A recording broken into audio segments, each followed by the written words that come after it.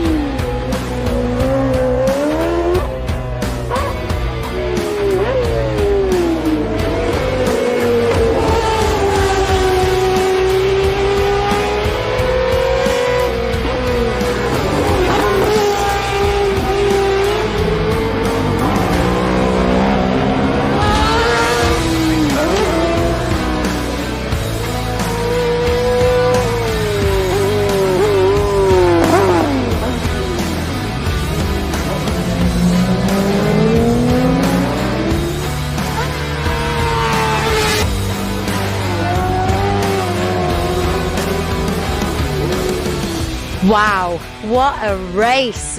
How incredible is that? Three-wheeling.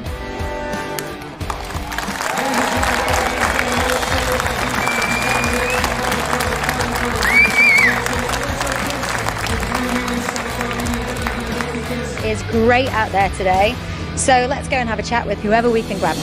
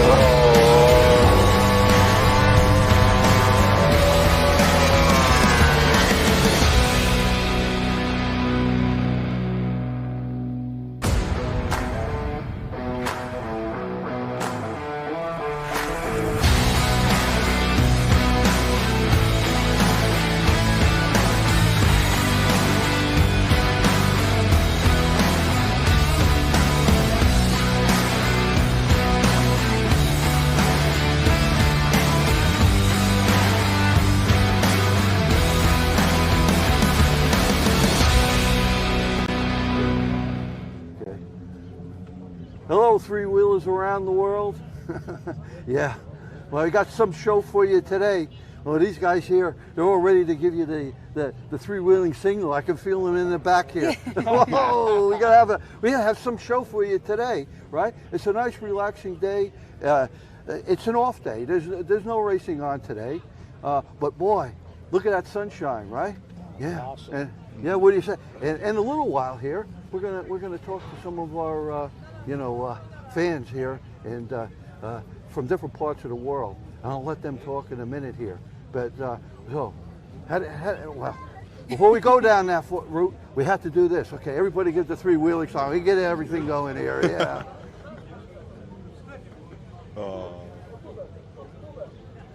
Okay. Yeah, that's a good. Hey, we got a heck of a good photo shoot there, huh? Yeah. You guys, hey. So, Fantastic. yeah. So, any case, well, let's go down. Huh? Let me do a little intro here now. We're international. Remember one of my little slogans, three-wheeling around the world, right? So we do all the different classes in three-wheeling sport. So, any case, yeah. But you guys, no, they're from sunnier climes. Both of them, right? We have a group to the left here from America and Florida, right? Yes. And then we have the group over here from Brisbane to the right, here from Australia. Okay, now, all right, so how do you want, now we'll let Jack do a little bit of that. No, we forgot Jack. Hello, I'm back. Jack is, now you guys have all seen Jack, he's helping us out. And I say, yeah, he's a young man, he's still a teenager. No, not anymore, no. Oh, you're 21? Yeah, I'm just 20 now, just 20. Oh, 20, oh, crikey. Yeah, so at any rate, he's going to help us, but he's a real media guy here, right? Huh? Yeah. And you're loving it. Oh, I'm loving it, Chris. Yeah, it's fantastic. Thank you so much. What a week to be doing all this, eh? Yeah. Oh, yeah. Yeah, so here he is. Okay, so I'll let Jack, you get down with the guys. So who we've got here today then? So who are you? And where are we about to you? My name is Tony Dukas and Lisa Dukas, and we're from the USA, and we race a modern F2 sidecar. We won like a 2019 national championship. Wow. Fantastic. Yeah, and it's 600 in that F2 then? Yes, 600, correct. Oh. And it's an Ireson, and that particular Ireson was raced here at the TT, I believe around 2011 or 12. Wow, fantastic. So that means that the bike is still eligible for the TT. Are we ever going to see you here? You might. Oh, you never know, you never know. I keep trying to talk her into it. I'm ready. You know what? You've made the journey already. You know it's not that far from Florida to here, eh? No, it's not far at all. Oh, fantastic. Who've got over here then? Morris Blanchard. So this is my wife Cheryl, and she's the manager of our team. So I'm into moto trials, and like to give a big plug for the Caton Motorcycle Club. It's 50 years of sidecar in Australia, so they're putting on a big event for sidecars and solos, and it'll be the last day of October. Of September and 1st of October down in South Australia. Yeah. So it'll be a major event for sidecar trials. Wow, fantastic. And what exactly is the sidecar trials then? Because obviously we've got the sidecar on the road here. So if anyone knows Tony Bow, that's trial. So over rocks and logs and things like, and difficult terrain. Then you put another wheel on and a sidecar and throw another passenger on, and that's sidecar trials. And we can amaze even the solo riders sometimes. It is very spectacular. Yeah, you might think we're crazy for racing on tarmac. That sounds crazy, man. We're not doing 200 mile an hour. That's the only difference. Yeah. So, no, it's a fantastic sidecar worldwide. It's a fantastic. You can share the costs. You get a passenger. You share everything, and you create a bond between friends around the world. Yes. So it's like a band nearly, isn't it? It's like being in a band nearly when you yeah, it's like getting back in the band, getting the band back together. Exactly. And, so how long have you been racing trials then? Because I started when I was about 18, and I got out of it for a little while to chase girls, and I've never stopped ever since. So I'm just fantastic. So obviously we're all here because we love the TT, we love racing, and we all love sidecar. So what is it the most about sidecar at the TT that really brings you here? I'm going to go to these over. These guys. I was going to say it's just that it's completely different, as I also race solos, and it's a completely different, and it's the partnership that you have with your passenger, because you have to be in unison, you have to be together, you just cannot make a mistake. This course is so intricate, and you have to be spot on everywhere. Absolutely. And you said that you were a passenger, like. So have you been for a lap of the course since you've been here? Have you had a drive round in a car? We did the bus tour just around here, and yes, we have driven a car. We drove it out to Craignabaugh, and we've had some pretty interesting roads that we drove on. And of course, in the U.S., we drive on the other side of the road. Well, so having a lap of the TT course and being a passenger, how do you think they hang on? It's a fair spectacle, isn't it? Having the respect as a passenger, and then you're a passenger. Yes, this is a passenger. Hello, sorry, I thought I got that the wrong way around there. Well, that's great presenting, that, isn't it? Yes. Everybody's waiting in suspense here. Well, she's the lady here. Here we go.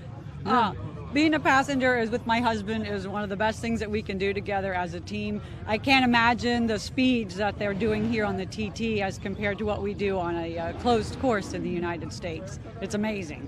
It's absolutely amazing. Oh, thank you so much. It sounds absolutely brilliant. Are we enjoying the sunshine this week, isn't it? Unbelievable weather. Oh, unbelievable weather, unbelievable racing. Of course, we had that 120.3 mile an hour, brand new lap record on Saturday. Awesome. Isn't that just unbelievable? Eh? Fantastic. Virtual We there. need to get this lady now involved. And guess what? You're probably okay with the mic with her, because I'm mic'd up. Oh, yeah, on no this bother. side here. Oh, Yeah, because Oh, we gotta okay. get my hands free here, Yeah, because he's exactly. gonna really let loose with some goodies here. Hey. Yeah, I actually met Chris. Well, we met Chris here 4 years ago. Yeah. When he Yeah. was sitting in using his laptop, sitting in one of these little tents here, and we had a chat to him about Yeah, I remember the that. three wheeling, and now sponsor. Like, it has just evolved so much, and I think a credit to him. And we have little presents here from Australia. We got some Whoa, koala look at this. socks. Yeah. Look at And this. a little clip-on koala from Australia. And I didn't know this, but I'm putting in a plug for the Trials Club of Queensland, which is our club. 50 years of sidecar trials. And also a chocolate koala. So Wow. well done, Chris, and thank you for everything that you're doing Yeah. for three-wheeling. We're going around the world here now, hey? You are going around the world. It's fantastic. How are we going to get this little I one? think we'll just have that to little put this boy little on boy there. on there. That bad I got a boy. lot of stuff in there. Look at that. Going to Oh, yeah. pop that little bad boy on there. Yeah. There all right. he goes. He's All right. secure now. Okay. He's All got, right. he's got his sidecar passenger for the day. Oh yeah. He's he's going to take a ride with us, huh? Yeah, exactly. Okay. So what we're going to do now, go take a little walk. We're going to go walk down to Park Fermi, right? And we have a meet and greet down there with some of the guys. They brought their outfits out, and Park Fermi, of course, is normally closed to the public, but today it's open, and so we're going to go out there and see them. In the meantime, right, we'll probably pick up some nice chats on the way over. Hey, what do you say there, Absolutely. Jack? And Can I just So it's a say, good what do I fun have to time. do to get a koala present? Eh? oh no, yeah. I'll get you one after this, Jack. Yeah, No yeah. worries. In Australia, we say no worries, mate. Yeah, no worries. All right. So okay. So you guys want to kind of follow us? Yeah. You can go. Do we have to do our follow little? us. Are we Oh going yeah. to do our little? Oh, we got to do that before we depart. I got you there. Absolutely. All right. Okay. Let it go. All There right. we go. Run it out. Okay. All right. Okay. All right, guys. Let's go. Let's go. Follow me. Okay. Follow the leader, right? Here you go. Do you want me to put this Oh in yeah, the- put it back in the the tent put for in the you? thing. Don't worry, Oh, Jack. wait. I'm going to get you a koala, mate. Oh, we get my water here. Yeah, got your My water. water out here. Come on. Okay. That's why I said that I very well. You all right? You I'm good. you guys follow us if you want. We're gonna go down. We're gonna meet up. We're Yeah, gonna meet yeah. up with Tracy and Joe when they come to the U.S. to race our Oh, Tracy and sidecars. Joe, good friends. Yeah, from New Zealand. Yes, we've been contacted with Arma. They asked us. And one of the other ARMA officials that called me a couple times. Okay, don't Kind worry, of close to me and talked to me. We weren't. He's in. Oh my, yeah. Yeah, we weren't going to go to like this.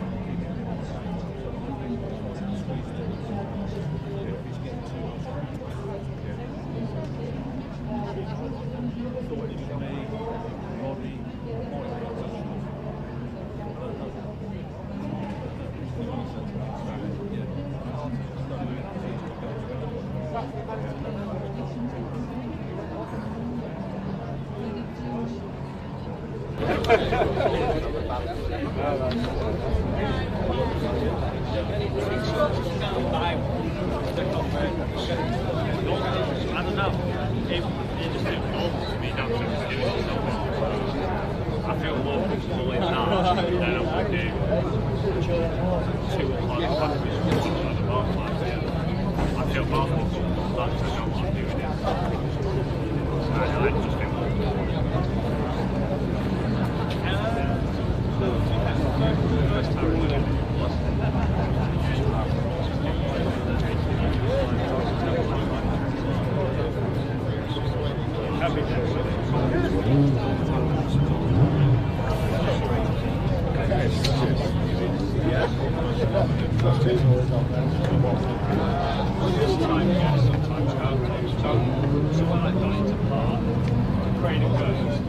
it's still as fast as it was. But then I'd say like Cadwell Park, actually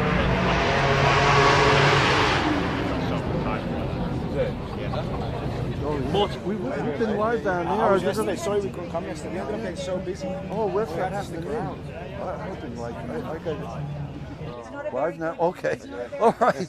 All right. I don't know if we had a little technical share or whatever. We're all right now. Oh, give the 3. Oh, remember again. We're good. Yeah, that's cool. Yeah. So I'm with my mates here now at the Ace Cafe, and yeah. So why don't you guys introduce yourselves again? Tom Adam from Ace Cafe. I'm Ness, yeah. Well, we're here in the Ace Cafe stand here at the TT behind the grandstand. So if you're around, come and say good day to Chris. Come and say good day to us.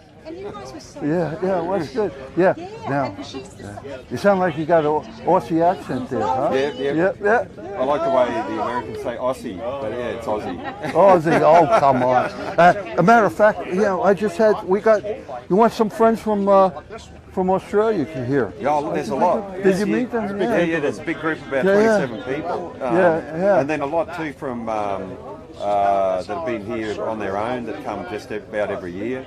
Garth from Kalgoorlie, but also some friends from New Zealand as well that come up. The New Zealand. And they come up from the Ace Cafe, like Lenny and all the guys there. It's great. We're hoping to catch up and go for a ride later on, Yeah, with nice weather. It's a really great scene here, the people that come, I guess, bonded by the common thread, motorcycles and speed and all that sort of thing, but there's real camaraderie, not just amongst the people that are here, but also the people that have got the stands, it's a really great atmosphere, like Rob across the road at 151, and Jimmy with his Scots leathers, and then the other guys around the corner. We've got Rachel Clegg next door as well. Oh yeah, I have one of the guys wanted me to go in there and he's an American guy. He's connected there with Rachel. Says we want to do interviews. I haven't seen him, Yeah. We're sitting around. Yeah, so like, all right, guys. Yeah, but so we're not done yet here, but you guys, we're getting the photo here. Oh yeah. How you getting on, Chris? You had a good time good. as well? Oh yeah, it's great. You having a good time, yeah? Oh yeah, it's great. Yeah, we've been, I've been going, I've been going now, I counted up 10 days straight now. 10 days straight. I start with the pre-TT, with the classics down there in the sidecars, right? So, all right, and here we're at the Ace Cafe, right? And I told you just, I was down at the pre-TT with the classic sidecars, right? Yeah. But guess what? They have a lot of classic two-wheelers down there too. I told you guys about this, right? Yeah. So we got our new brand. You'll have to come out and visit us at Greece. That's where I live at the moment.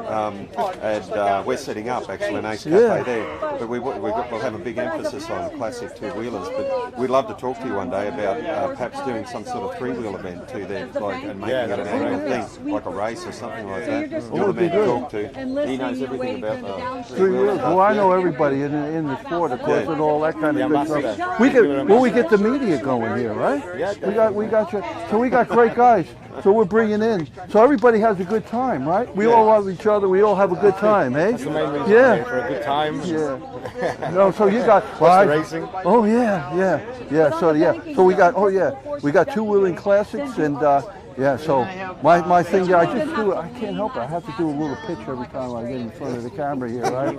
So yeah, so two-wheeling classics.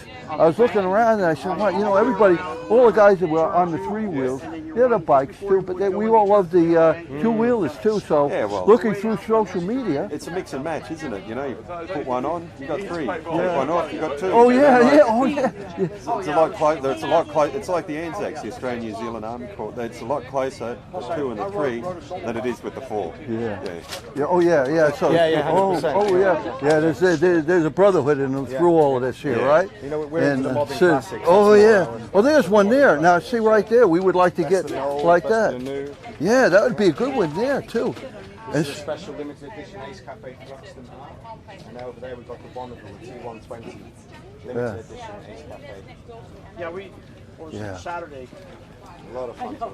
Oh yeah. In my opinion, the best looking bikes in the paddock. Oh yeah. They are. Oh yeah. You see like that now. You know, on two-wheeling classics, right? You know, we could have, we got a deal here, right? We'll get my sidekick in here, Haley, and she'll interview you, and you guys can go and chat about it. And then we'll put it that'd be a lot on of fun. two-wheeling classics, right? We could talk all day about these bikes. Yeah. Oh, this is what it is. That's what's good about it. The guys, you can go on and on and on with the talking here. You know, with your bikes, everybody loves them so much. Yeah. Oh, Yeah, they get a lot of attention. Oh, when they get in front of the camera and you got the beautiful bike and they get a chance to chat. So, in any case, so we're gonna two-wheeling classics. You're gonna get the high quality that you have with three-wheeling. So you know, we're transferring two-wheeling classics. So all my film crew, all my presenting crew, you know, they're all going to be on two-wheeling classics. And yeah, so look forward to that. We'll be pushing. All right. So in any case, you guys, okay? Yeah, give it a three-wheel. We're finished here. Well, we could go on though, don't you think? We could go on forever out here, you guys. All right, we'll see you guys later. I'm on my way down to the. Oh yeah. See you guys a little bit. All right. Okay, come on, let's go.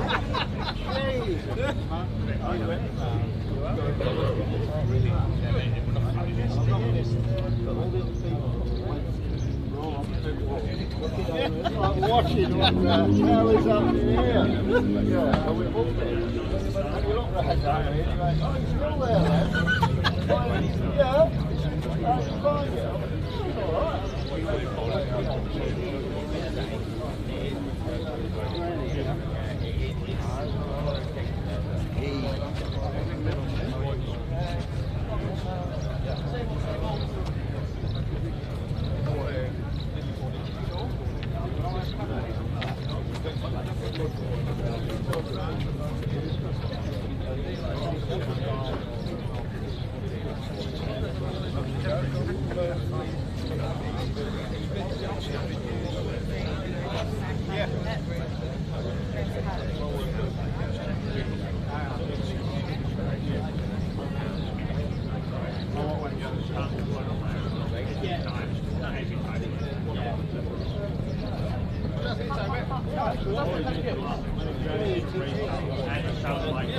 Well, to be fair, come on. Just have a look at how much space to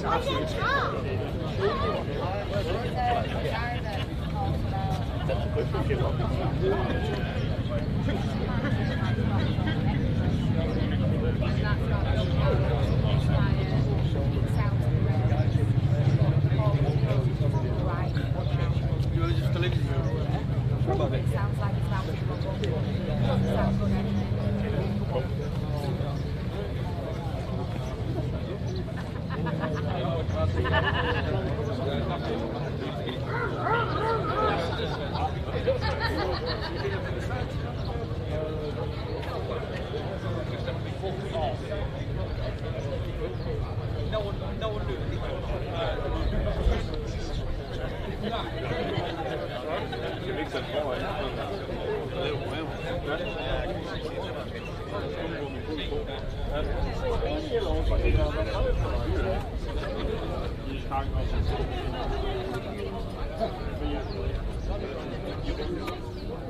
A lot of them when you get to 17.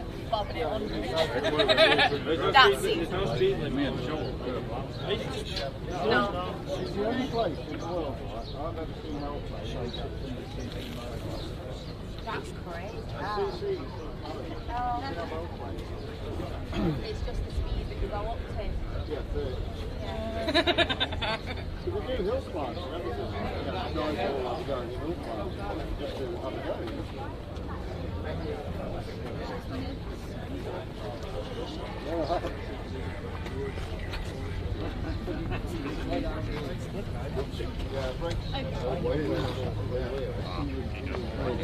Yeah. Use that one. Yeah. The arm gets out. Get out. Is that to me the sheep? That's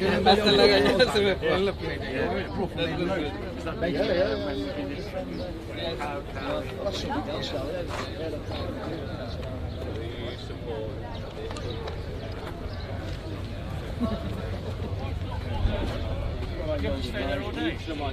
This is what's in the super sport senior management.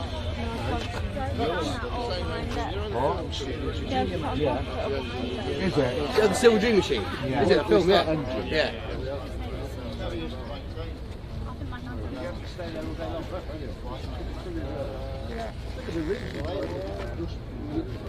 They just rebuilt this.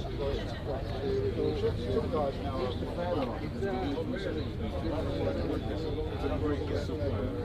yeah, that's okay. Yeah, it's just got to have a handlebar brake.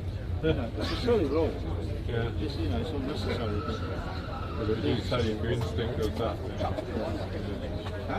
It's like the F1s don't have ones. They don't have to. Yeah. Because they're a bespoke car. They're not actually a motorbike, they're more of a car, aren't they? You had another wheel, you've got an F1 car,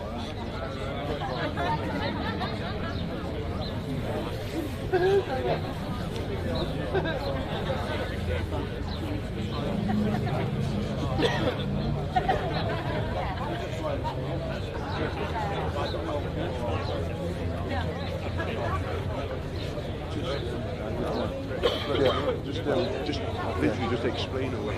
Yeah.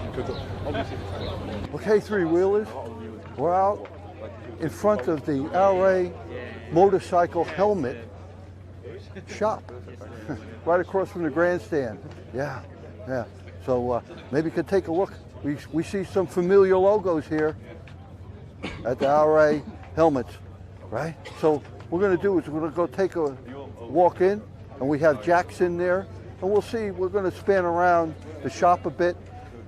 And I think he's going to have a word or two with some of the artisans in there. All right? So come on, let's go.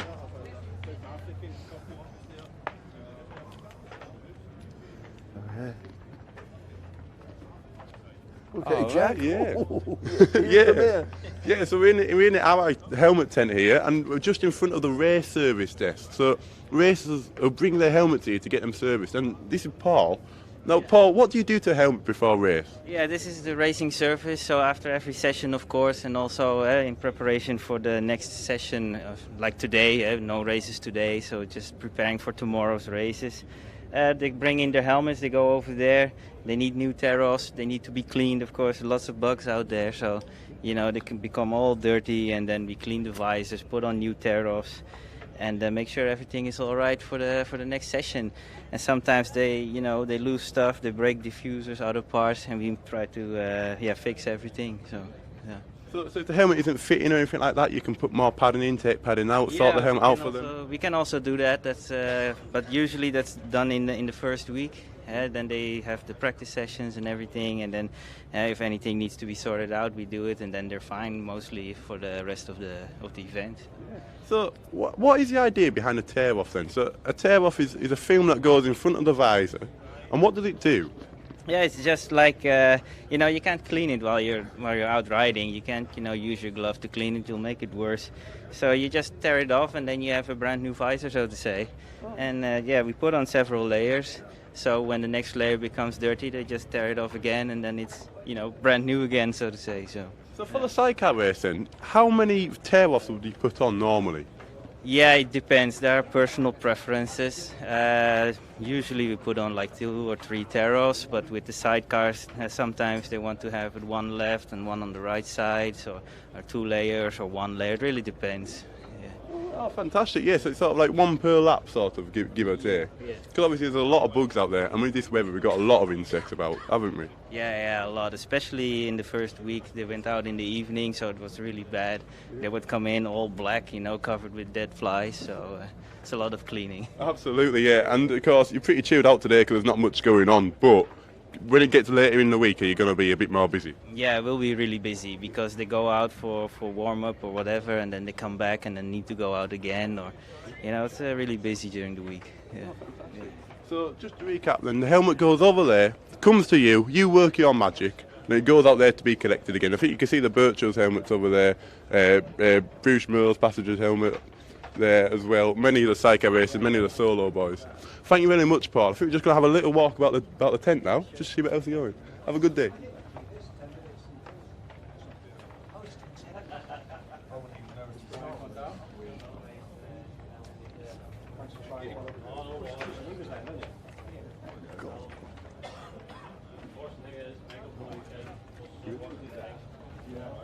Yeah, it was there when we bought it. Yeah. Like this one, when we first got it. Last year we bought this. 2 years ago when we got this, it had handles all over the place. Yeah. So then it just... You can't have too many. No, yeah. No, where you're supposed to get Every now and then I had to grab him. I just said, then he knows, I better slow down a little bit. I grabbed him, I was like, I better slow down and chill it out a little bit. Figure out, just figure out where the real grip is. Because hasn't I fallen off much?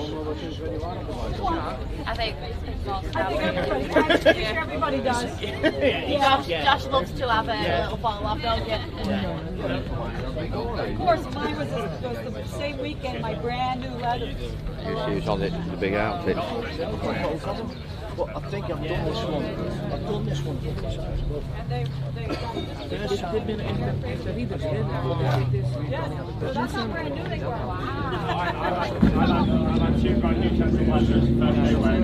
Oh, okay, yeah, that's what everybody told me too. They're like, you should have laid on the ground and scuffed them up first.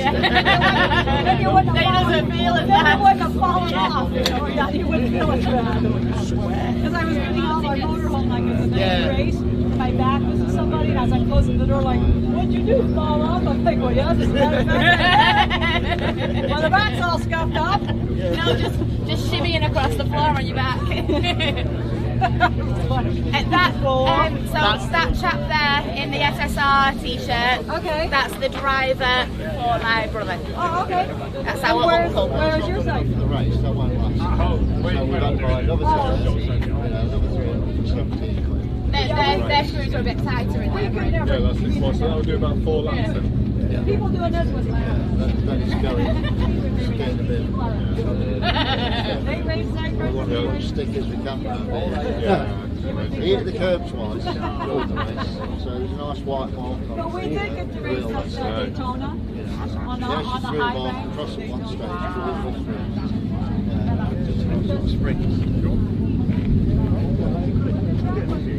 Take us through the whole bike, like different parts. No, I'd be absolutely great. No, just roughly explain. A lot of people don't have any idea because like you say, like Main Street, sort of like, and like the brakes being on a different way around, what that does, why you got that with type of chassis, what's specific about the chassis. Yeah, that'd be alright. No, it's absolutely fine. Imagine you starting to push about it, you know what I mean? I just had to listen for it down. Okay. Yeah. But the speed. Yeah. Is it cool? Yeah.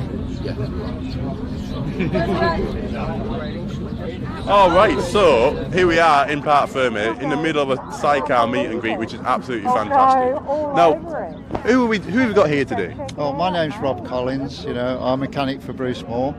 So, and we've got Mark Gash on the side there. So, fantastic. Now, is there any chance you could take us through whatever this contraption is? Because this is Bruce Moore's Sidecar, and to a naked eye, this just looks like magic. So go on, can we start from the front and just have a work our way right the way through what each bit does? First of all, this is an Irison frame built by Trevor Irison. He was a famous rider as well as a constructor. He built these bikes specifically for the TT. It wasn't made for the circuit, it was made to race here. So that's the first thing you'll notice for these. The tubular frame, the way it's designed, is for strength and for handling the TT. Obviously you've got leading link forks, which is a requirement for the F2 sidecars. What's a leading link fork then? So if you look at the design of this, you can see there's a solid piece that actually goes down to the rear, the hoop. Oh yeah. And then, so basically the hoop is what actually controls the suspension. Now it is a requirement for the regulations that we all have that. You can't have a telescopic fork like on a motorbike, for example. So that's one of the things. The engine we've got in this one is a 2006 Honda CBR 600. This is called Old Faithful because it's a standard engine. There's no tuning or whatsoever. And she's good to keep us going. We've blown 4 engines so far. So just in this TT fortnight? Yeah, one a lap basically. So we're going to replace this tonight with another race engine that we've got, because we've got another one built just to try on Tuesday. If it's no good, then Old Faithful's going back in for the race. So did you build that engine here in the TT paddock, the race engine that's going? No, basically Chris Schofield's been building some engines for Bruce. Basically we get them together before we get here so that we got something to start with. But if necessity says build the engine, we build the engine. Okay, so see this big red funny thing here, what does this do exactly? Well, basically it cuts the ignition system. This here is a lanyard which is actually attached to the driver, so if the driver falls out, it cuts off all the fuel supply, everything. It just turns everything off and kills it. So it's a safety mechanism then? Yeah, basically, yeah. Wow. And so you've got the engine there, and then you've just got this random black box stuck on top. What's the crack here? What's your idea? Well, basically this is your airbox on this. Inside there is your fuel injection system. They have to be closed in, again, for the regulations, so that if there's a fuel spill or it backfires fuel, there's less chance of it catching fire. These are designed so that they get a certain amount of air into them. So, the more tuned they are, the more air you want. So, it's designed by different people as well, and tested as well. So the air comes from the frame, from this little air intake here, does it? Yeah. Then come in round this side into this box? Yes. Oh wow! And into the engine, of course. Yeah. So you can make see, power. You can see the intake just there, look, and that's attached to the bodywork. So fantastic. And then as we move further back and back, now on a regular conventional Japanese solo, it seems like you should have the brake on your right foot. That's what most solo boys have. That's right. However, it doesn't seem to be the case here. No, you can see the gear changes on the outside, and then there's a rod that goes through, so it connects to the original mounting on the gearbox. The other one is the brake, which operates all 3 wheels, and then you've got what they call a paddock brake, which is a hand brake on the front. It's just as a safety thing, So that what looks like the front brake there, that's just a weak safety brake. So. Yeah, basically. Some drivers do use them, most drivers don't. It's mainly on the foot, so.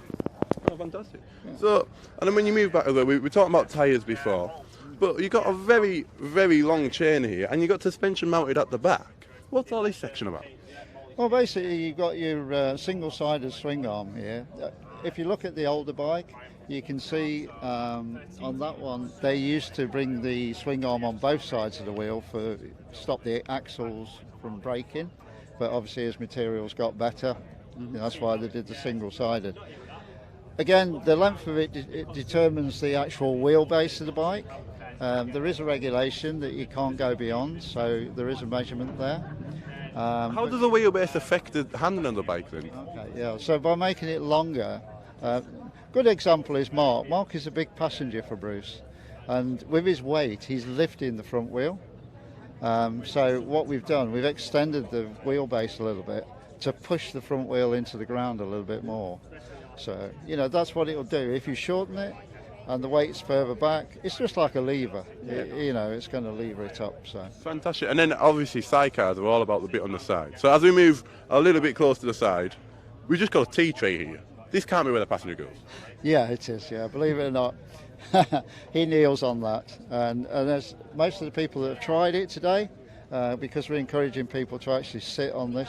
Chris has kindly brought his bike up. Unfortunately, Chris had an accident right at the beginning, has not had a good TT, but instead he's been promoting the sidecars by letting people get in the bikes and on them. But yes, yeah, basically you're kneeling on here, you've got your handle there, always hold on with the left hand, never let go, use your right hand to move about, basically. So there's no sort of seat belts, nothing like that? Nope, no safety gear like that. It's purely legs and hands? Yeah, it's fitness of the rider, basically. Fantastic. Well, thank you very much for that. I shall be seeing you around. And, yeah, thank you. No, great stuff.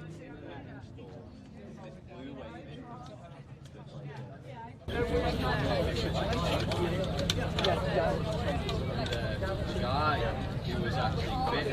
He was looking for a passenger. And at the time, like, I wanted to do it.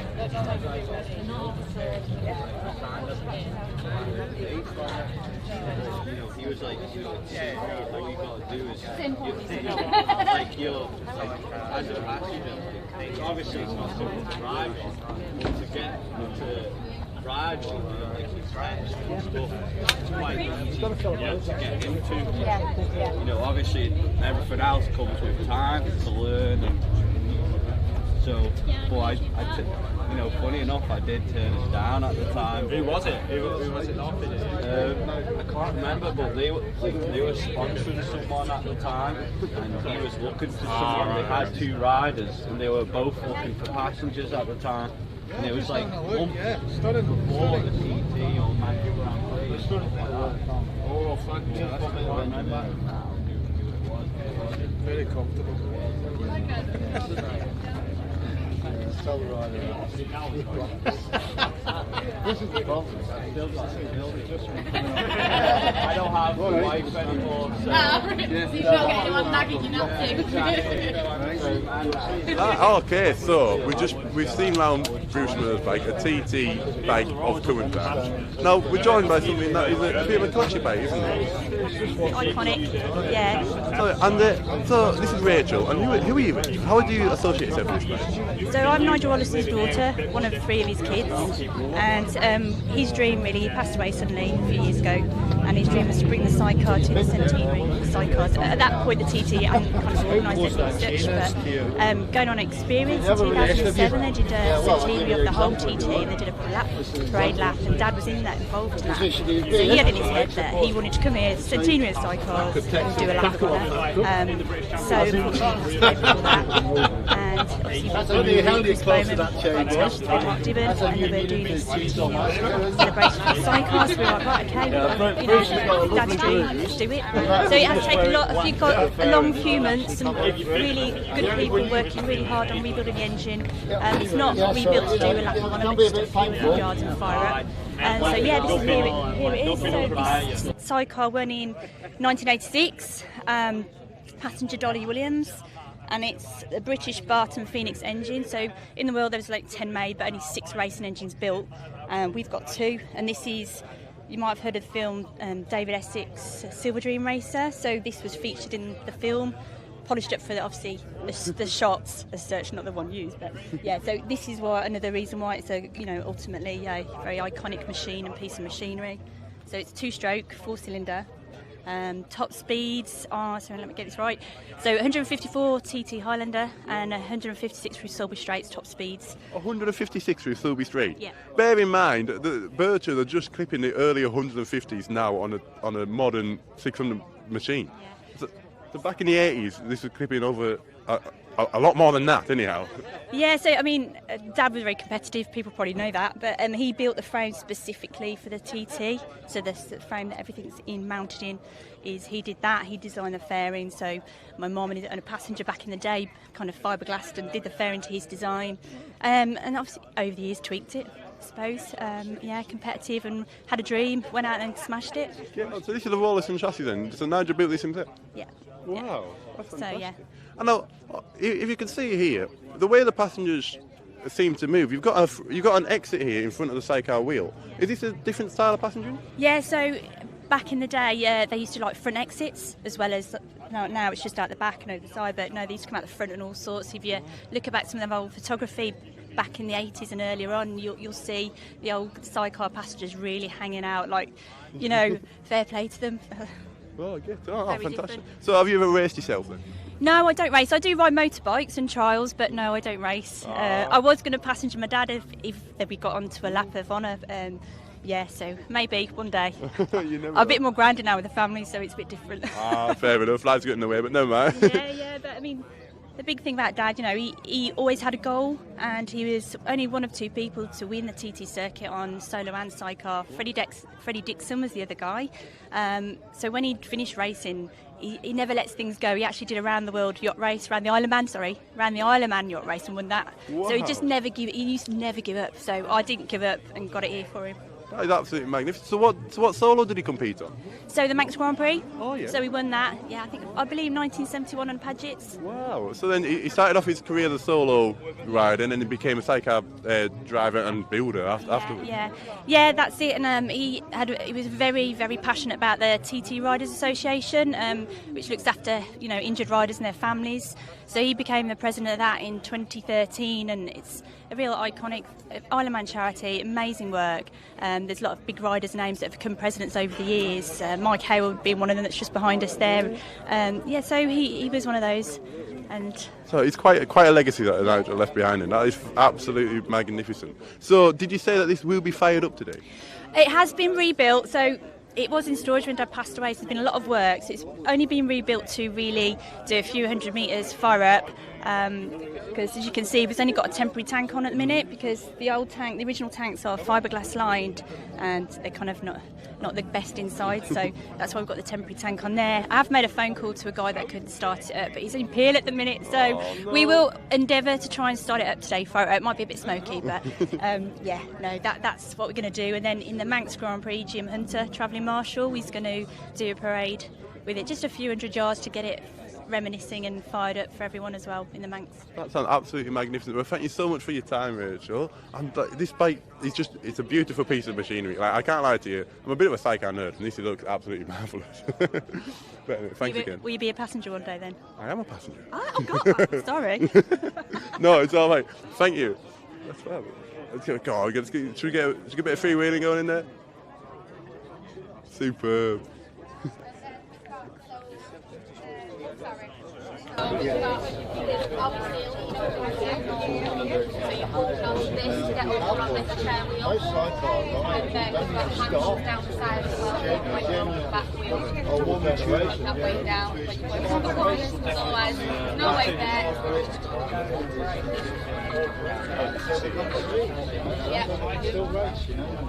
So that's one thing that we point out. The other things are like, why don't they have like ECGs, standard ECGs? Also, they should raise like seasons. So my stepdad is the driver of this one. Just put your bike on the And boat. then my uncle is the driver of our second bike we have the bike. They do like the beginners. Unfortunately, Chris crashed on his beginners. Chance to be a fine thing. So that was the end of his TT. He broke his passenger. The husband of said driver. Come on, Brick's curb. Wheel folded under. That's it. And probably a year's preparation. If you want to turn left. No, I'm in the umbrella. Because the husband and my son's out on the track at the same time. Gorgeous. Yeah. You can actually set, you can set the pressure between that and that and that. Yeah, it's definitely keeps our heart. So you have more on the front of it. But that can't be far off the old Moto 2. Mum, do you know what the clearance is? 600 CBR, 600. I did hear around about 60 mil. Yeah, I think it's 65 to be fair. Yeah, we got almost that. Our driver's at physio, and my brother's gone to get some food. So. That'd be intense.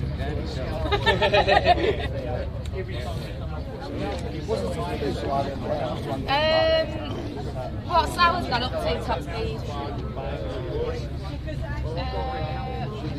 It's about 1.7.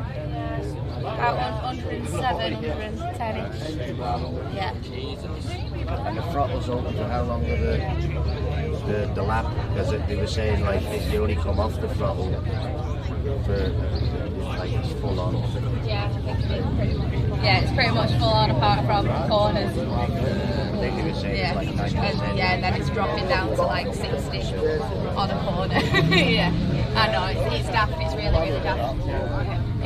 It's so fast that the passenger is crashing too much when it's moving.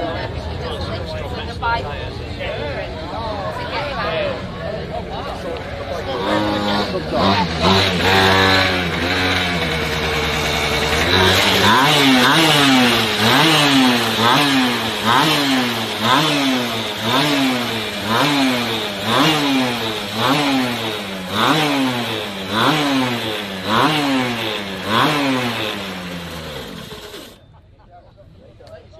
There you go, just to help sport. It's so cute that. Yeah, like, I'm just going to stand by. Isn't it crazy though? The fuel tanks like yeah, I just find it mad. Found one for you, Yeah. Okay, buddy. I'm good.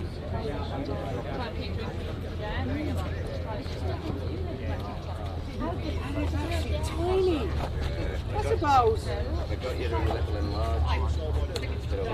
Yeah.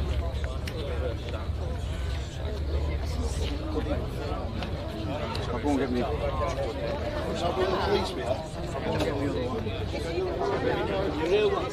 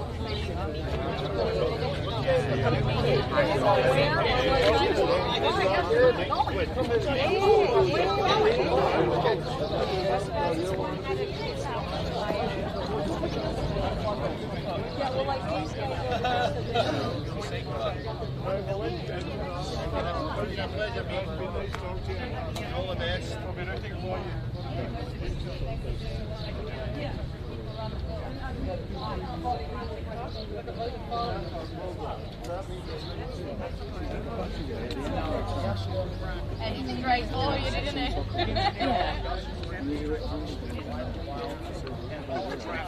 Yeah. Insane, isn't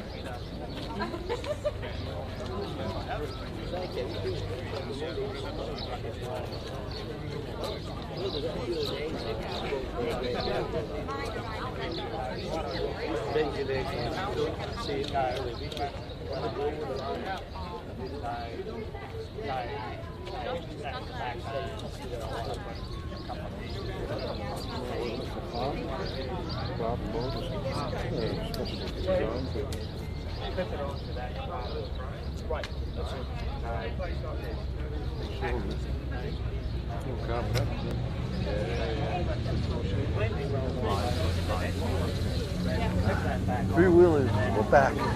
Yeah. So we're out here at Park Fermi, and we've already done some. You've seen Jack getting into action. So here we are now. I just met this nice gentleman, another three-wheeler, right? And you could maybe introduce yourself and give us a little history about you and the three-wheeling. Yeah, well, Dave Edwards, Nigel Rollison, his bike's at the back of me there, the blue one. And I've been mates with him since 16 when we used to ride around on. He had an old BSA and me on an old Sunbeam. He went on to better things, you know, the 86 TT winner, which is quite something. And it's quite an emotional day to be here today and to see it here. And bless him, he's not here to be with us, but I'm sure he'd be very proud that his daughter Rachel has organised everything and got the bike here today. All right. So how are you enjoying all the festivities? The weather is great, hey? The weather's great. You couldn't wish for better. And, yeah, and the racing's even better than that. And as I say, it's really good to be here and see Nigel's bike. Yeah. Well, that's good. Yeah, and we have the bike at my place at Grover's Day. We have a garage up there. You're going to keep it to the Manx. Yeah, we're gonna. Yeah. So this is great, you know. And well, have you here? I have to ask you a question, right? How do you see the race going on Wednesday? On Wednesday, I think it'll be another Dunlop. With the sidecars. Yeah, we can talk about that too, but the sidecars is the main one. I think there'll be the Birchells, but I think Crows will be there as well if they sort out the damage that they've had. The problems that they've had. But, I think the Crows will be there. But the fans will be good as well. Oh yeah. So those are I think that's pretty much the three. Obviously, Ben and Tom we know. And then, you know, the new boys on the block there, Ryan and Callum, of course. But then we had Pete. Boy, he really was flying on race one. And, you know, normally you would expect him to win by a mile, but he didn't, you know. But that was it was very exciting. And so, everybody stay tuned, all right? So we're good. Have a nice meeting you and yourself. Yeah. Thank you. And thanks for organising everything. Oh yeah, well, great. Thank you. All right, we'll go. You're good. Sign out. Okay, guys. Cheers. Okay.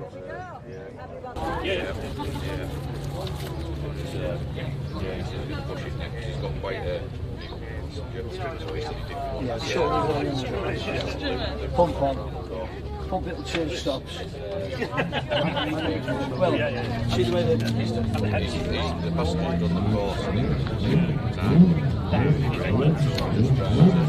see the pumps vibration now.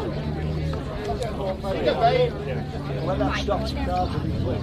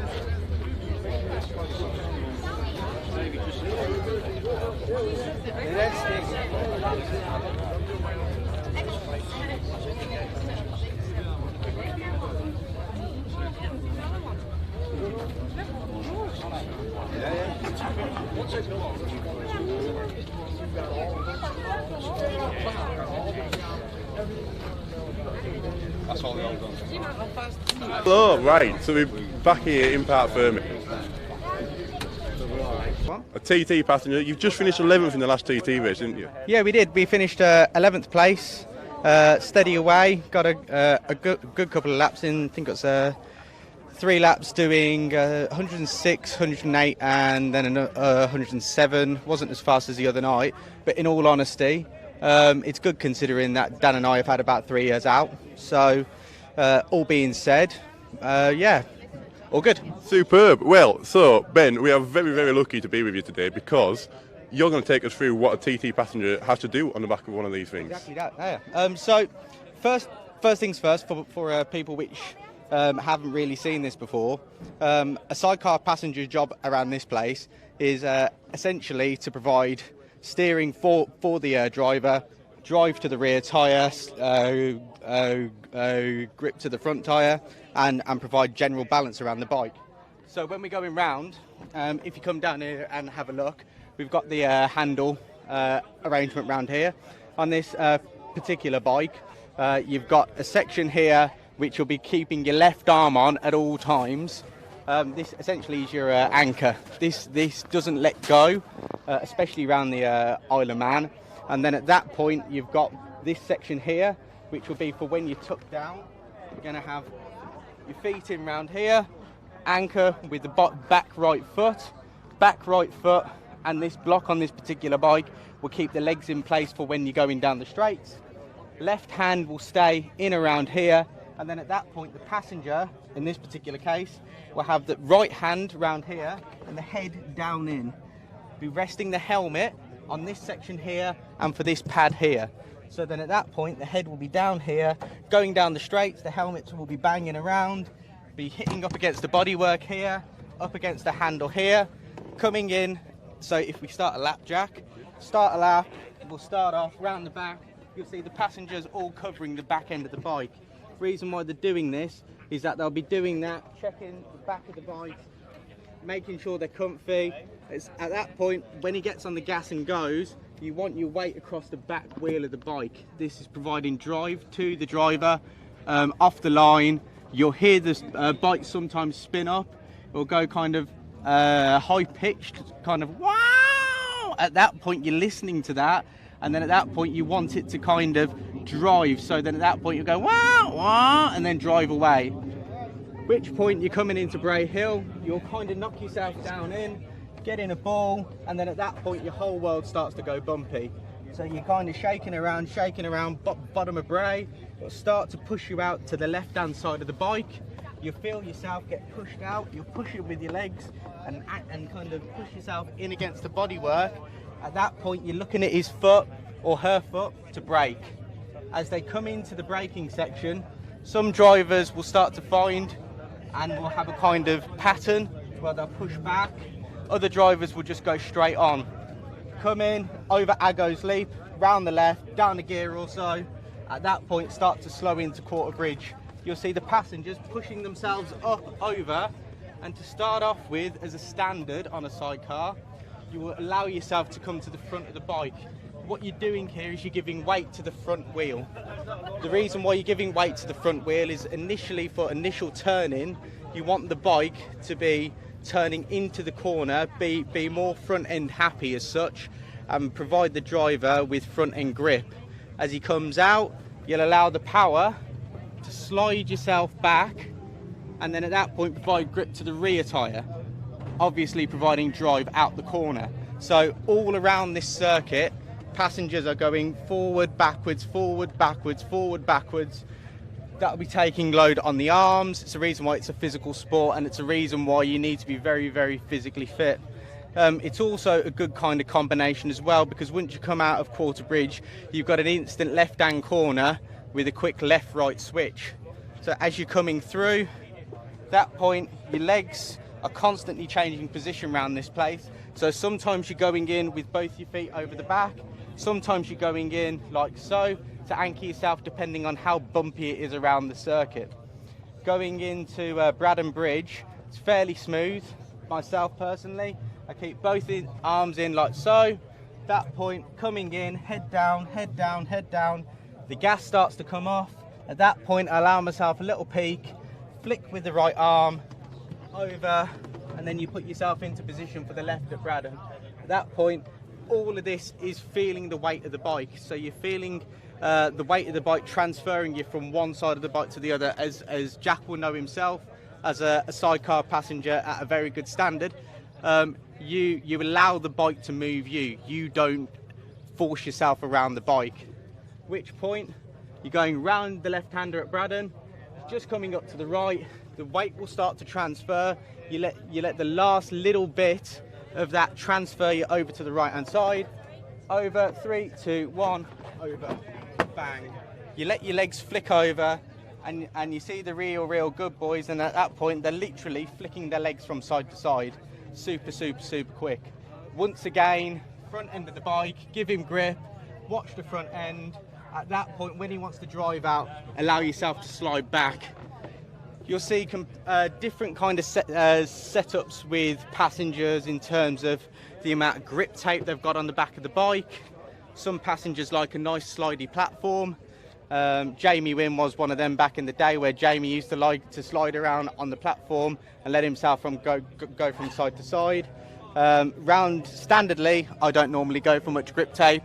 At the Isle of Man, I prefer to be personally a bit more anchored to the bike.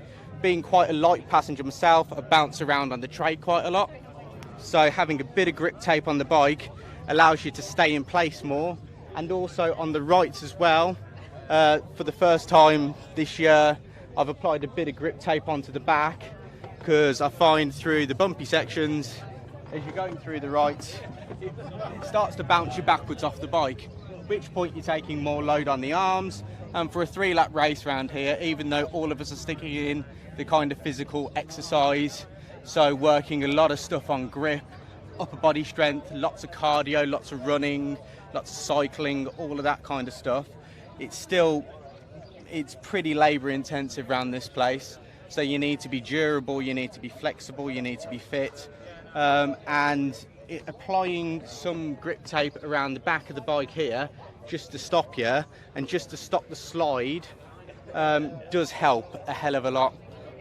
Around this place you need to learn your way around, so it takes passengers, in some cases, I know in my first TT I did a whole year worth of prep before I came here. And obviously the fact that you're not looking when you're going around, you need that course knowledge. So, Ben, you've also raced in World Championship situations as well, not only just at the TT. How does passing the TT differ from short circuit racing? It's the physicality of it first and foremost. It's the bumps. Racing at World Championship standard, or just short circuit racing as we call it. It's a lot smoother. You're working a lot more corners. You're putting in a lot more work physically on the bike in terms of pulling yourself forward, backwards, and everything else like that.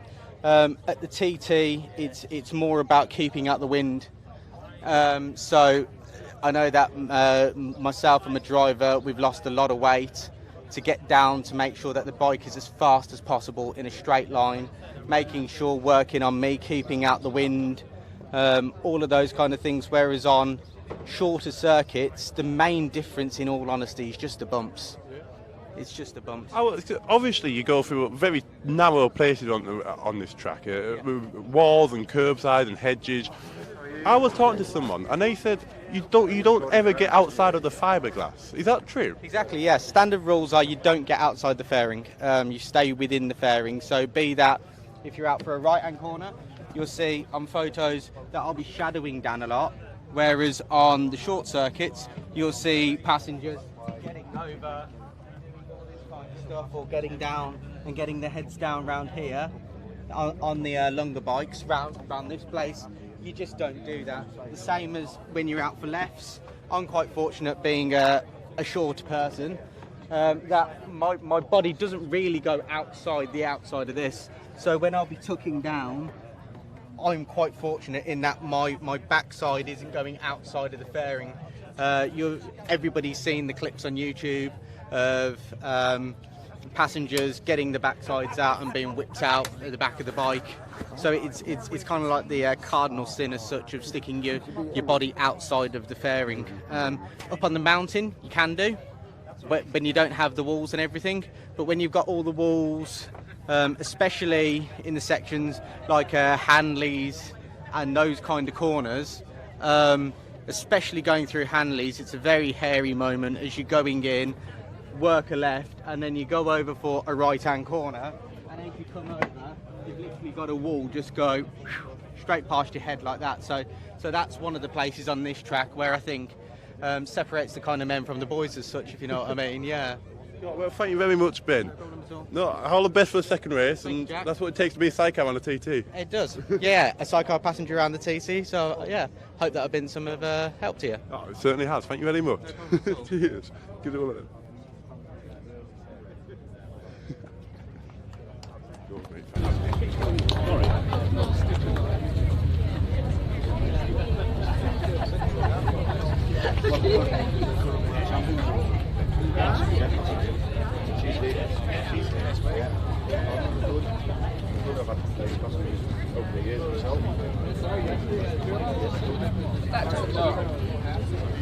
Pretty surprised once you get in blocking it's like, yeah, it's not bad, it's alright. Respect to you. Thank you. Thanks a lot. Are you allowed to have a quick sit in it? Or? Go on then, quick one, but just do as I tell you. Put your left leg in there and your right leg in there. Just sit on your knees. Literally. Right, get up properly and I'll show you how to do it. Right, put your left leg, take your shoes off. Be careful, it's warm in there. Right, put your left leg through there and your right leg through there. No, you don't count that. And then sit on your knees. Oh yeah, you will do. Right, the bars are there. Just hold the bars and don't touch anything. Okay? There you go. That's it there. Okay? Cool.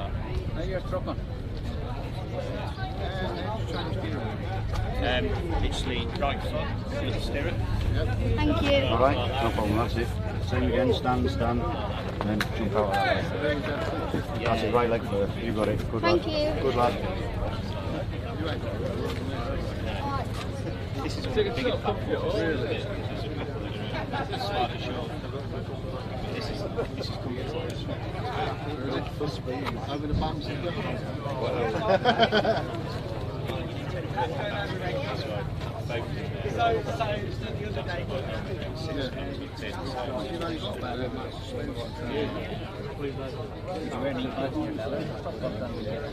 Not built in, but there's a physio tent here, and what I do is I'll get some padding down here.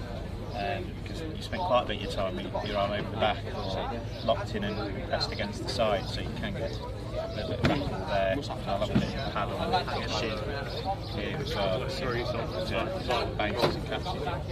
Nothing wrong in it. Yeah. Do you ever swap positions for a lot? You're having a laugh. Yeah. I used to be a passenger, so Oh, yeah. I know it's cool, yeah. When I do my training days, I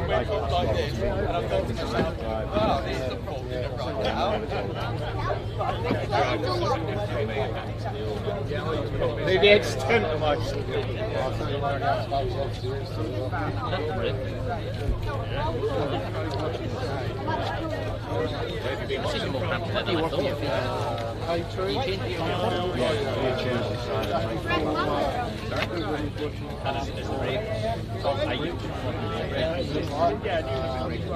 that one breaks off.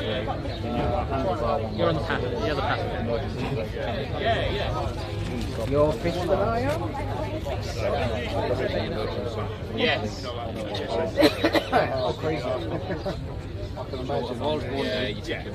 No, not on it. That's dated about when you're not squiggling your fingers. Well, I do. I let go. You want to try Rain over the mountain. Once I'm flat on the mountain, just hold it flat. All the best. Thank you.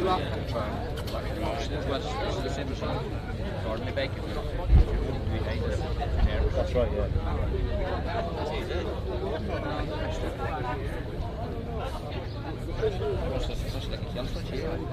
Sorry. The GPS. So you can now, the first time we fit, now within the tower, you know exactly where you are. If you knock your mark and twist it, maybe you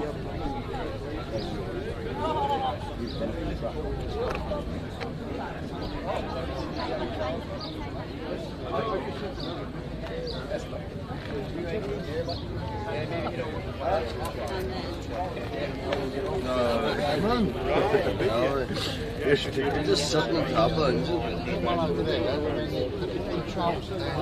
Away down in. Crazy, look.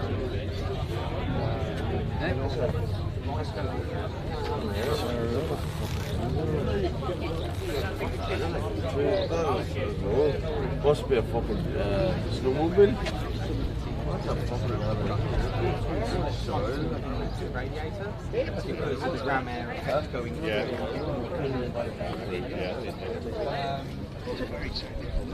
So little bits of, you know, it's sort of like a lot of little things make up one big thing. Is this yours?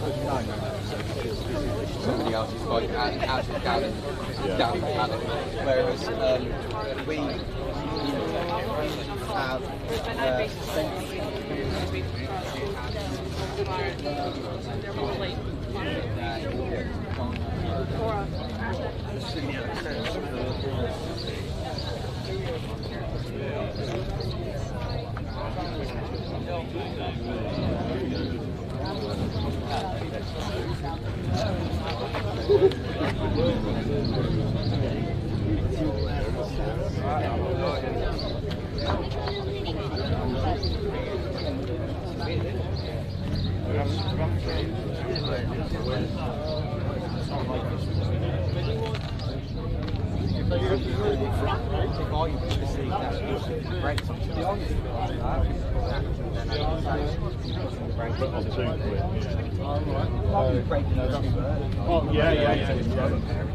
So all your braking is done from this, from the foot pedal. Yeah, we got bias there.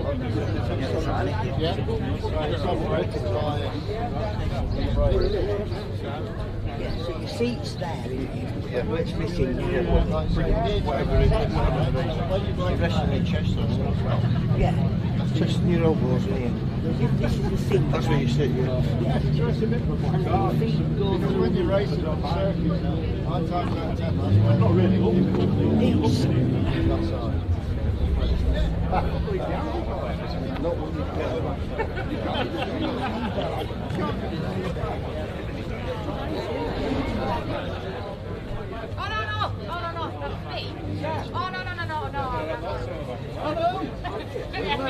It's stepdad's bike.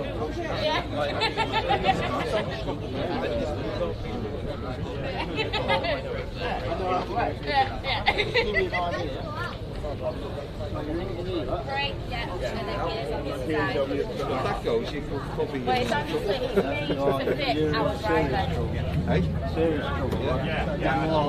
Yeah, so my uncle, we've got 2 bikes as part of our team. My uncle is substantially taller, so his looks very different to this one. Yeah, it's like his brakes are further back here. Bruce has got a bruise where the chain just slapped the fairing. It didn't come through, it just slapped the fairing. Yeah, and then the handles are passenger specific as well, so very different. Yeah. Can your boat ever touch the wheel when you're changing gear? So you've got back brake as well.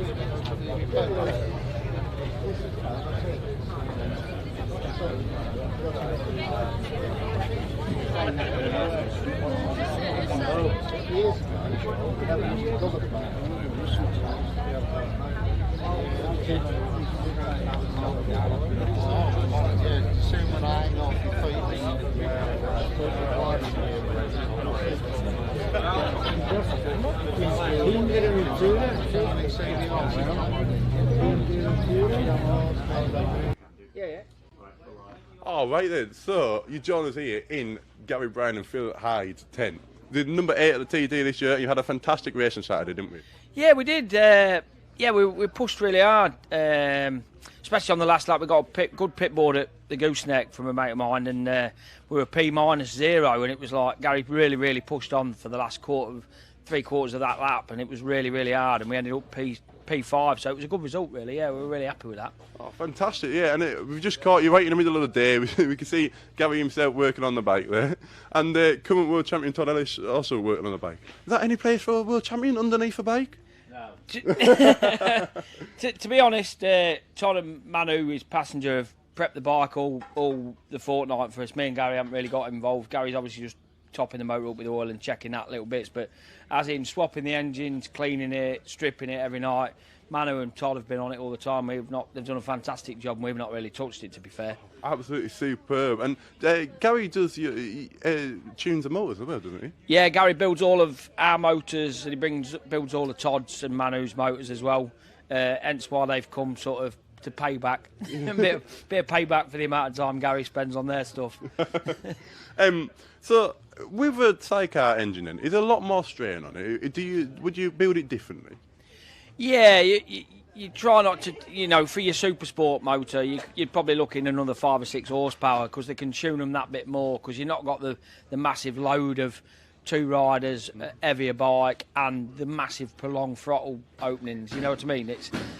To a point you want to try and keep it tuned but safe. Yeah. That's the big thing with them. Oh, absolutely. So we've had you've had the race on Saturday, you had a chill out day yesterday as you got your trophies, and then you got the shakedown lap tomorrow. What do you do on just on a chill out day when there's nothing going on? Take the engine out and put another one in that's hopefully a little bit faster for tomorrow. So there's no rest for anybody then? No rest for anybody. No, we had the motor. We did a little bit of work yesterday to it. Went out and watched a bit of racing and yesterday in the day, and then we've took the motor out today and put it in now, ready for the shakedown lap tomorrow to make sure it's all good for tomorrow, ready for Wednesday's race. Oh, fantastic! I mean, you saw Birchers do 120 mile an hour lap on Saturday. What did it feel like being in that race? It didn't feel any different to us, to be honest with you. We're just trying as hard as we can with the gear we've got. It's like everything, innit? There's different levels in every class, and it's when you put in that much effort and money into the job, you will get them speeds. It's just we just push as hard as we can for the equipment we're on. That's all we do, you know. So what do you think all these the speeds that are happening this year? How do you think it's going to affect the future of Sidecar racing? This is the difficult one. This is the issue at the minute, because obviously Ben and Tom are doing 120, Pete's doing 119, Crow Boys are 116, 117. So the problem you've got is new lads coming in and looking at the times and going, well, I've got to do 103 mile an hour to qualify to race. And used to be that 100 mile an hour was a great lap. Yeah. Now you do 100 mile an hour lap and you don't even get into racing. So we've got to look at either trying to knock the speeds down or altering the qualifying criteria for people to come, and that's to prolong the future of sidecars. I think that's really got to be looked at. And we had quite a big meeting this morning. All the teams joined in the meeting and we were chatting about keeping the longevity of sidecars because people love the sidecars, and it'd be such a shame. But when you got 20, 30 bikes on the grid, you need a few more. You need another 10 to keep that spectacle going. So people don't get bored when they're sat out on the mountains and the hills for all day, Absolutely, yeah, no.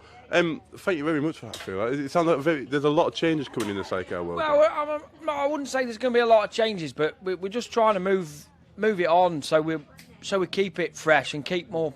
You want the likes of Todd to come, but you want to be here to come and win. Yeah. And if you've got to spend 120, 130,000 pounds on a bike to win, what's the point? Yeah. If you've not got 130 grand, then you think, well, I could come on a 60 grand bike, but I'll be in the top 10. What's the point? Everybody wants to come here and win. Yeah. And we've got to spice it up a bit and sort of calm it down a little bit so we can bring more people back into it, I think. Absolutely. So, and do you personally think that adjusting the qualifying idea is going to be the way forward? Yeah, it will help because people are looking at there's lots of other things. It's like the insurance aspect with the foreign teams, their insurance to come here. We've got no foreign teams apart from the Irish. Yeah, that's right. Yeah, and it's strange, but when you look at it, the French Sidecar Association or the French licence, you have to get your own insurance, and I can't remember what the sort of figures they were talking about, but they were sort of 5,000 per rider, and it's a ludicrous amount of money. It's a lot of money.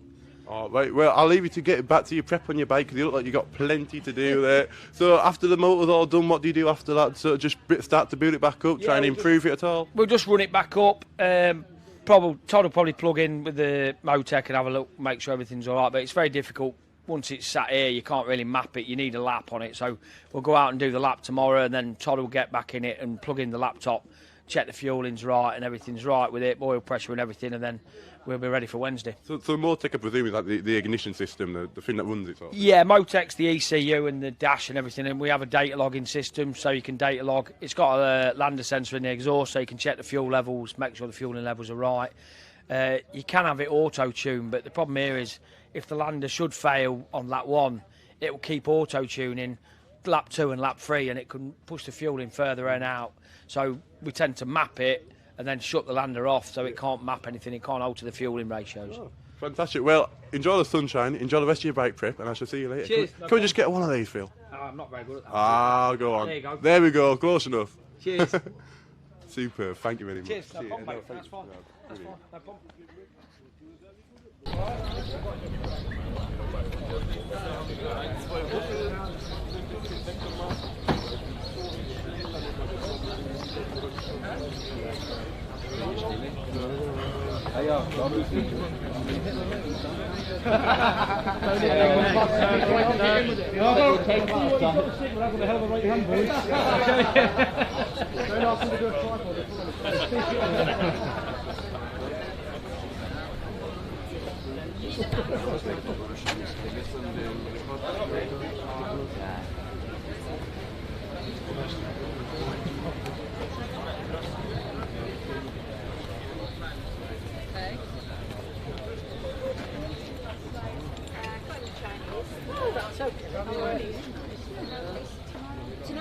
Oh, lovely.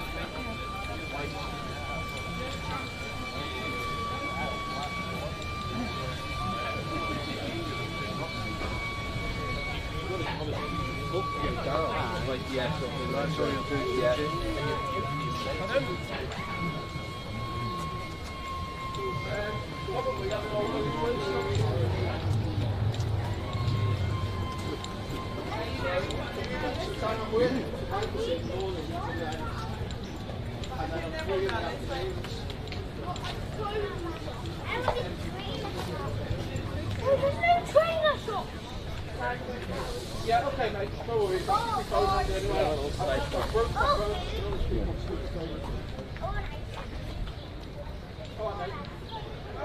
Yeah, okay, mate. No worries.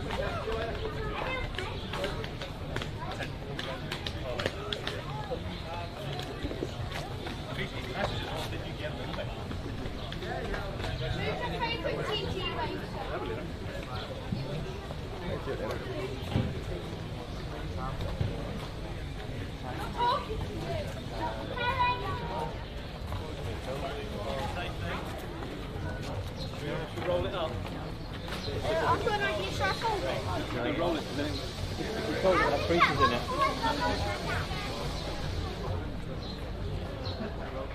Oh.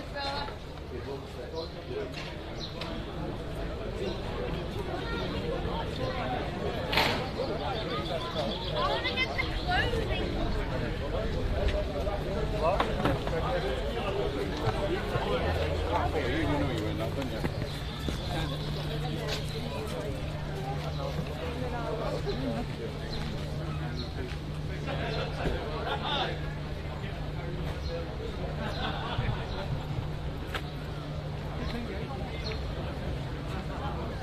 Cut across and stop and turn round.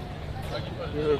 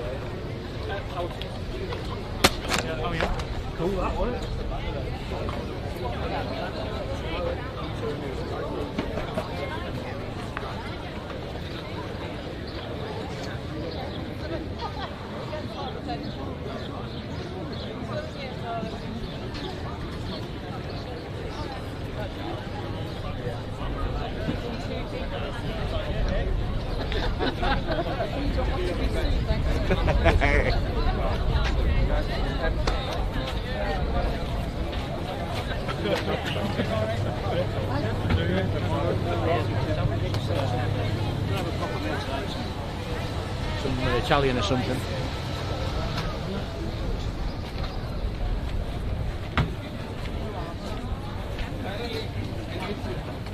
How are you, buddy?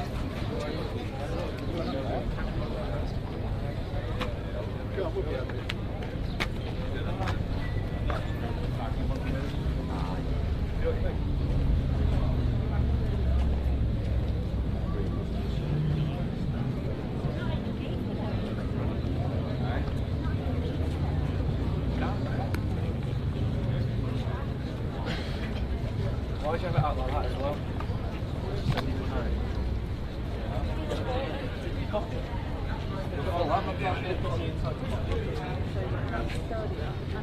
Yeah, look, is that after all?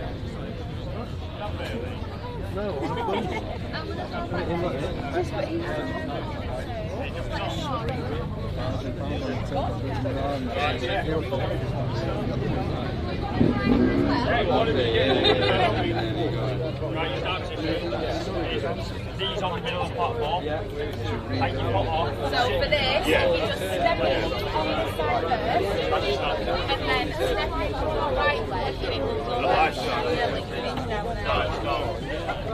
And then from there, then this leg, you then push back to break. And then you just need to lower yourself to your knees. Yeah. Yeah. And then your handlebars are all the way down here. you don't really. You don't round here. Hello. So we've walked round the paddock now, and we've walked all the way down to Davil Gibson's camp. Now Davil himself is lurking there in the background, busy working away on his bike. Beautiful looking machine. He had a fantastic race on Saturday, didn't he? Yeah. We're joined here with his short circuit passenger, Rhys Gibbons. How are you doing, Rhys? You all right? Yeah, we're good. We had a really good 2 weeks, really, so far. We've got another race which we're all really looking forward to. So, yeah, we'll just see where we go from here. Oh, fantastic. So you obviously, you raced Davil on the short circuits, are you, in the FSRA British Championship. How's that going for you? Yeah, we've had a bit of a rocky start, to be honest. I mean, we've had really good results, just in... I think we both think we can do a bit better, to be honest, and which can be a bit frustrating at times. But when we do BSB and everything, we had some really good results. So we're both learning together, and I think it's kind of showing, to be honest. Oh, fantastic! Now, of course, the last FSRA round, the British Championship, by the way, it's called FSRA. That last round was at Donington Park, wasn't it? Yeah. Now, this weekend, on a bike that is almost identical to that one, a brand new CES Racing chassis, Lee Crawford and Scott Hardy broke the outright Formula 2 Sidecar lap record. How does that make these chassis look, and how does that make you feel as a general, looking at the opponents? Well, I think the Christie boys have always been like really close-knit and been looking after all three of the bikes. Obviously, the Challenge got one as well. We're over the moon, to be honest. I think it's going to definitely increase the value of the Christie chassis, and like the amount of work the lads have put in over the winter to build three of them all side by side has just been amazing, really. And the feedback that we've got off everyone and the feedback that we give to them is always taken into account and it's always used to improve. Oh, perfect. Now, you were supposed to do the TT, but due to technical difficulties, you're obviously not. Yeah. But are you bursting to get out there? Yeah, itching, really, to be honest. I think I've got a couple of things to get my foot in the door in regards to roads, but you know, I'm really excited for next year, and I think just more time and more training can't really hurt me, so it's only going to be benefiting. Absolutely, and also your uncles are Pete and Alan Found, aren't they? Yeah. So, how is it watching them go around at the speed that they are going around? Yeah, it's just, I'm excited to just have my say at the dinner table, really, saying also on the TT course, but yeah, I think Alan and Peter are both happy. I mean, it's been a bit of a tough year for Alan, well, definitely tough last year as well, but he's back on his feet, which is always glad to see, and he's back up the pace. If you look at his results from Donington, he's flying. So again, really happy for both of them. Do you think you could ever hang on to Pete's speeds round here, or do you think you're just going to work your way up with like Darrell? I mean, I'll be up with Darrell, I think, but hopefully we can get the same speeds as them. Absolutely. Well, I mean, he's just in a 1:11 round this place, so that is some notch that he's going. Yeah, I've got a very tall order for me next year, so I must get my head down.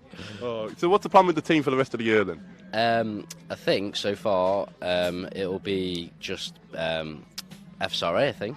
I don't really know if we've got much else to do, to be honest.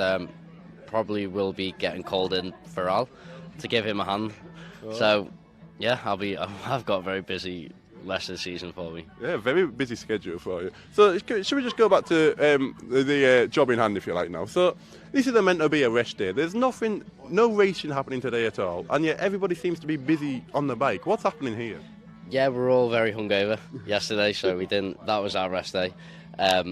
So yeah, today is the actual work day instead of getting it all done. But I think we haven't really made many changes because the base setup's been so well, which has been great for everyone. But yeah, after we blew an engine at Donington, we kind of are an engine down, so we've had to have another engine, the blown up engine, come over to change the gearbox. So hopefully we're going to have it bedded the new tyres in as well for the race on Wednesday. Oh, fantastic. So just a few changes, just putting it all back together again, ready to go at it. Yeah, exactly, yeah. It's going to be a fantastic week. Well, thank you very much, Reece. I think it's about done for us around the paddock now, but come and get one of these from you. Yeah. Good top, by the way, Team Laidlaw.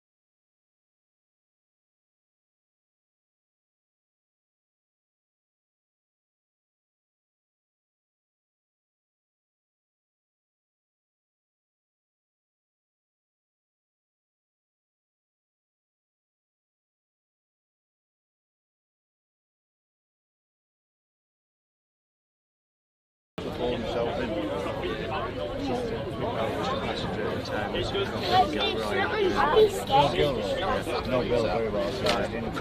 I started in class. It will be scared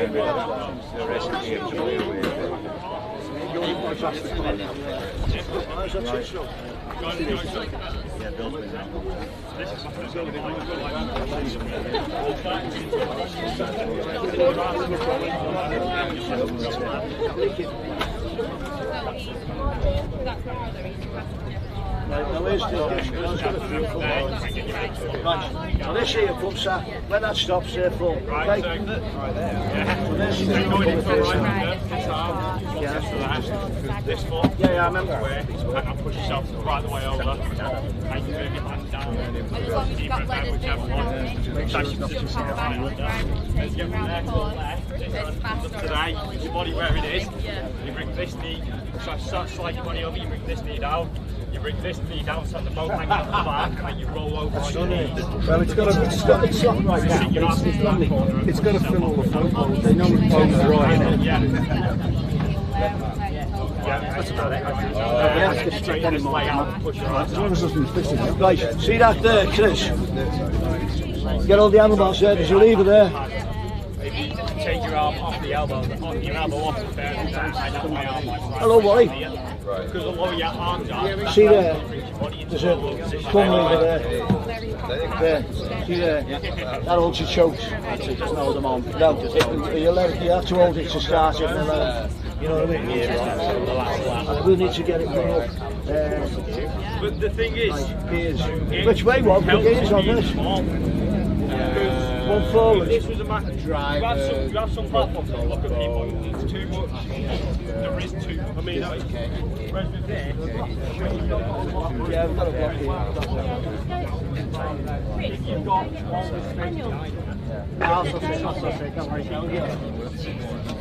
No, First gear. I think it'll be. Whereas I on think this, one because you haven't back, got much second. room, it forces you to go Starting second. anyway. And then that There you gets go. Which way's that? Back and forward? because the Well, wind you'll soon know. Play about with it. going at speed.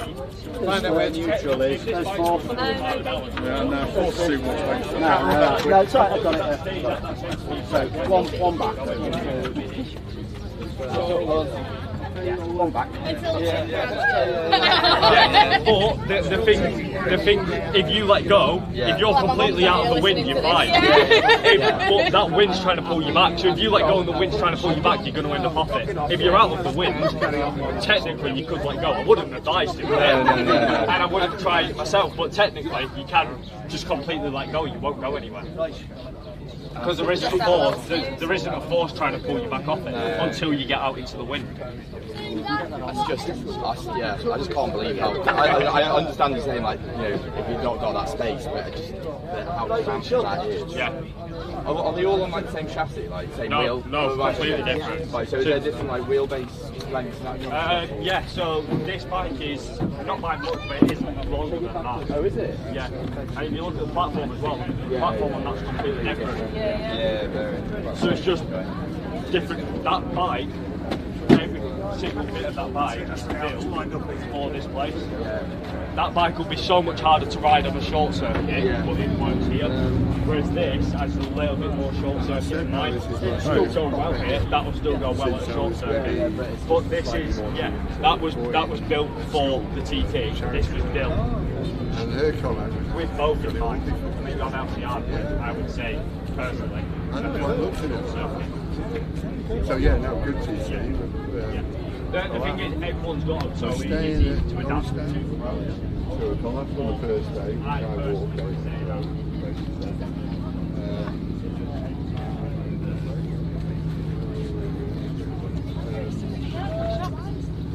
So on that one, we make the change back wheel back and make the change longer because the passenger's quite heavy.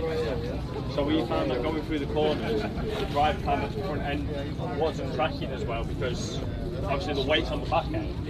As you put the weight on the front here, it picks the front up. So if I was heavy, the heavier I am, the more that front end's going to pick up. So they moved the wheel backwards on that one, so that more of its weight was in front of the back wheel, so it has less of that seesaw effect that you're then putting more weight on the front end. So there's advantages and disadvantages to both. Yeah, it all depends on how your driver likes the bike and how the passengers the bike. Oh, the science behind it. Yeah. How many rounds are there for you guys that are doing short circuits? 7, I think, this year. So we've had 2 already. We've been to Croft and Donington Park. Then we go Alton Park, Anglesey, 2 rounds at Cadwell, and then a round at Knockhill. Knockhill will be a good lap. Knockhill. That's a cracking short. That's a cracking circuit. It's so good. That's how we were being warm. I did on the way back. It's like the older one. And the thing is,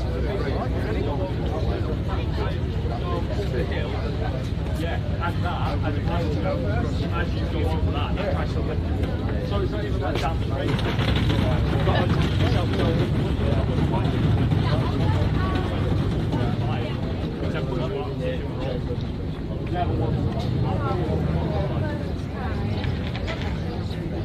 Yeah, but it's a right hander, and then the truck drops away, you got down the hill, you've got all the way left. That's a scary corner to passenger. There's 2 corners on the bridge.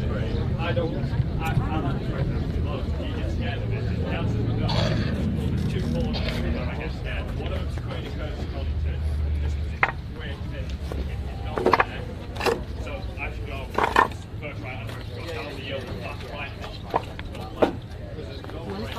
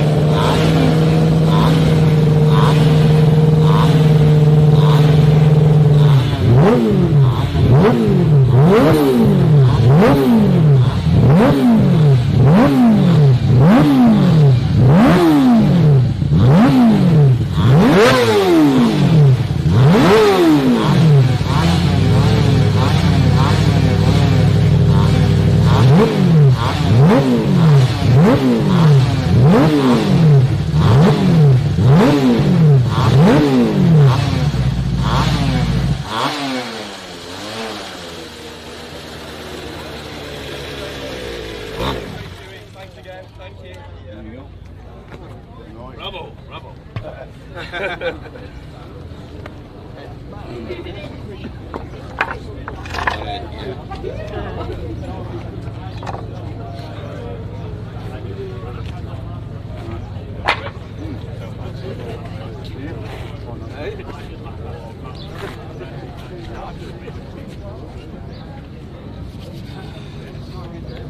Is that just the homemade?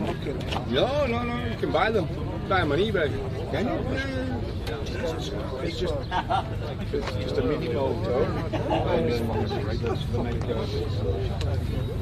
You're right, maybe in the ground. Like a 10 second job for the rider to get in, or about 2 or 3 minutes.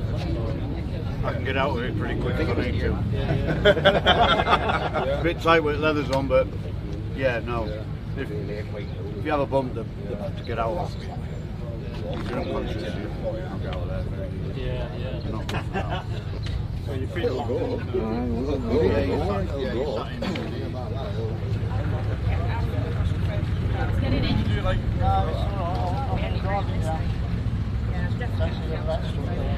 Is it? Drive it down, what's the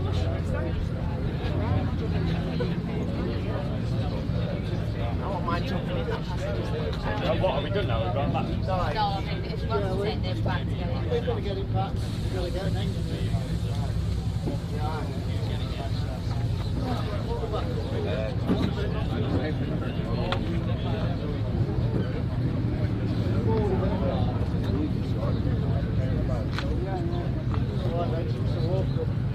Get in if you want, mate. Seriously? Colin, do you want to get out of as well? Take a picture? Yeah, that's it. So you're clipping in and then off.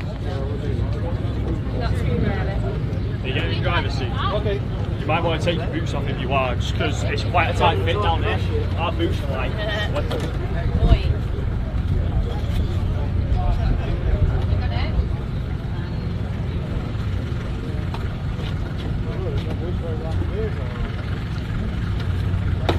Yeah, so get your leg in the back. Yeah, stand in it first and then just drop your knee into it and just drop your foot out of that.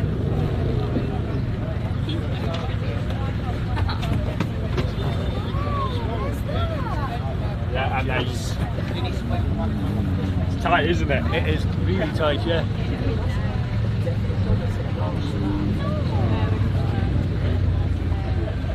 Thank you. Right, mate. Yeah. Would you actually steer because it doesn't even move? Or is it forward and backwards? Forward, yeah, so push pull, think it, push pull. There's friction on that. It's easier when it's moving in all fairness.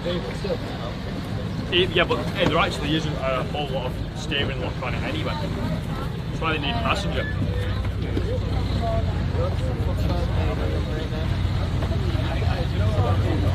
God, he's thin.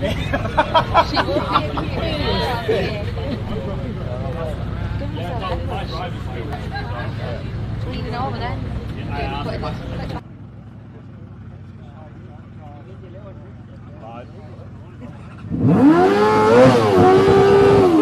No. Yeah. Oh. There we go. Well, that's our start right there, hey? What do you say about that, Jack? Oh, it's some noise, yeah. Oh, we just live again And boy, they heard we were going live. They got all excited back of us here, right, Jack? Absolutely. Yeah. All right. So in any case, yeah, I think we'll be signing off here shortly. Hope everybody enjoyed the show today. And yeah, we still got plenty to go, and the weather's great. And so, what do you say, Jack? It's been an absolutely fantastic day today, hasn't it? Really, seen the boys in the paddock working on the bikes and girls as well, of course. And then we've seen all the lovely bikes out today. We've got the classic bike down there. Now that classic bike, they just can't try and get it started. So hopefully by this afternoon, they'll get it going. But them two-strokes, they're temperamental all the time. Yeah, that's the Rollerson bike. I had that at my place yesterday for all you viewers out there. Yeah, watch it at my place. So in any case, yeah, okay. We'll check with everybody tomorrow. Huh? Yeah, 10 o'clock tomorrow, isn't it? Oh, it's an early one tomorrow. We've got the shakedown. The shakedown, yeah.